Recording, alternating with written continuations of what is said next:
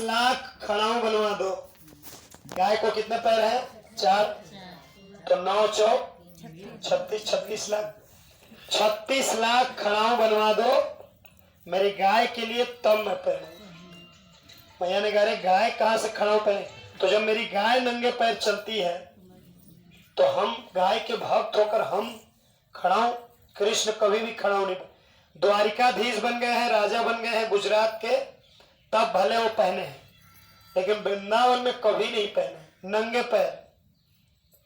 तो भगवान कृष्ण को देखा रसखान जी ने फोटो में, मूर्ति में, कि नंगे पैर हैं, तो बोला मैं इनके लिए जूता लाना चाहता हूं।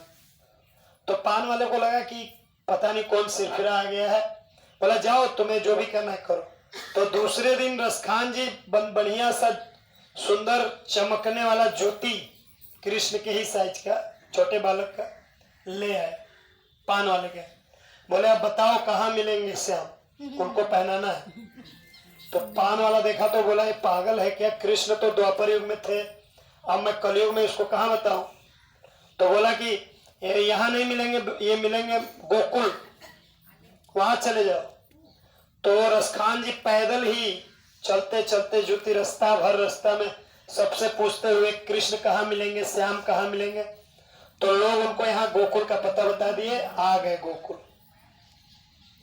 गोकुल आ गए तो आप लोग मंदिर देखे जहाँ हम लोग सुबह आरती किए, तो यहाँ के पंडित जी लोग देखे ना कितना स्ट्रिक्ट है। प्रसाद खाना है तो देखे होंगे, कल से पता चल गया होगा। पुजारी लोग बहुत, यहाँ के जो पंडा पुजारी जी लोग हैं, पुजारी जी लोग बहुत कड़क है नियम।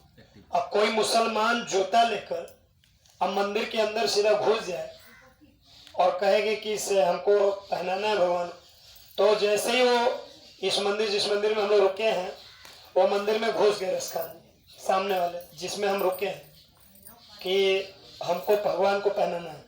अब पुजारी जी लोग तो एकदम तनक गए, तुरंत इनको धक्का मार के मंदिर से, एक तो मुसलमान, एक तो मुसलमान तो जानते हैं गाय का मांस खाने वाले, मांस खाने वाली जाति, ऊपर से हाथ में जूती लेकर ढकेल कर बाहर कर दिया गया। मंदिर के बाहर बैठ गए, पूरा शाम बीता, रात बीत गया।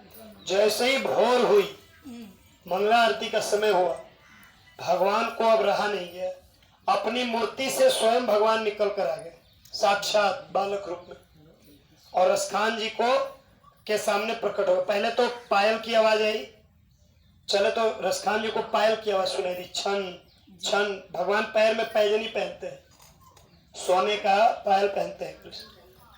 तो आवाज सुनाई दिया, चारों तरफ देखने लगे, कहीं नहीं दिखे। तो भगवान देखे कि मेरा भक्त बेचारा, अब इसको देर नहीं करना है, दर्शन करना, तुरंत दर्शन दे दिए। खूब रसखान जी गोद में खिलाए, गोद में झुमाए, और अपने हाथ से जैसे ही ज्योति पहनाने के लिए चरण उठाए, तो क्या देखते हैं, चरण में कांटा लगा है, खून बह रहा है। अब रसखान जी खूब रोए, चरण पकड़ पकड़ कर खूब रोए, बोले प्रभु ये आपके चरण में कैसे लग गया चोट। तो कृष्ण ने कहा तुमने मुझे जिस भाव से भजा कि एक बालक है, नंगे पैर है, उसके पैर में कांटा कंकड़ लग जाए, तो जिस भाव से तुमने मेरा मुझे याद किया, मैं उसी भाव में आ गया। तुम्हारे लिए मैं चल कर आया हूँ कांटे कंकड़ पे, इसलिए पैर में कांटा लग गया है, कंकड़ लग धस गए, खून बह रहा है। खूब रोए रसखान जी, चरण अपने अंगोछी से पोंछ पाछ के जूती पहना दी। आज जैसे ही जूती पहना, भगवान फिर अंतर्धान। और रसखान जी तो पागल हो गए। अब मुसलमान थे, उनको मंदिर में रहने नहीं दिया गया, तो इधर आ गए जहां आप लोग अभी बैठे, ये रसखान जी का स्थान है। यहीं आकर भजन कीर्तन करने लगे, इसी जगह पे। पहले छोटा सा मड़ई जैसा था उनका, यहीं भजन करने लगे। तो मुसलमानों, इनके गांव वालों को पता चल गया रसखान जी के, कि मुस्लिम होकर ये गोकुल में जाकर भजन कर रहा है, कृष्ण का नाम ले रहा है। राजा ने, इनके गांव के राजा ने सिपाहियों को भेजा, इनको सिक्कड़ में बांध कर रस्सी से घसीटते हुए लोग ले गए इनके गांव। यहीं पास में, याद नहीं आ रहा है मुझे, मारवाड़ के तरफ, राजस्थान और हरियाणा के अगल बगल उधर ही कहीं है उनका, वहां लिखा हुआ है परिचय, कहाँ के थे रसखान। मुझे अभी याद नहीं आ रहा कहाँ के थे, उनको पकड़ कर ले गए तो दरबार में पेश किया गया।